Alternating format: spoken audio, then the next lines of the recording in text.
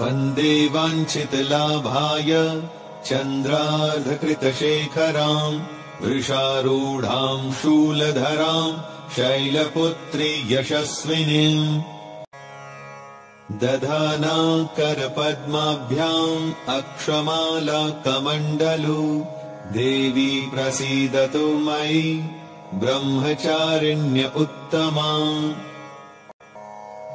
पिण्डज प्रवरारूढा चन्दकूपास्त्रकैर्युता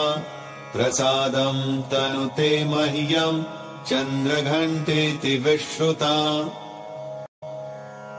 सुरासम्पूर्णकलशम् रुधिराप्लुतवमेव च दधाना हस्तपद्माभ्याम् कूष्माण्डा शुभदास्तु मे सिंहासनगता नित्यम् पद्माश्रितकरद्वया शुभदास्तु सदा देवी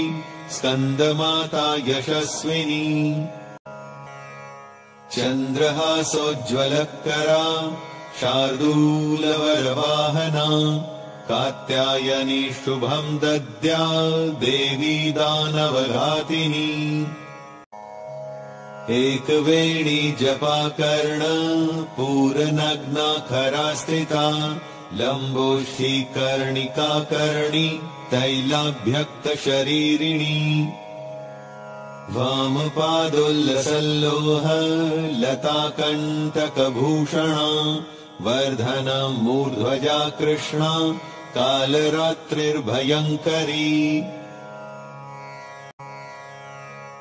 श्वेते वृषे समारूढा श्वेताम्बरधरा शुचिः महागौरी शुभम् दद्यान् महादेव प्रमोददा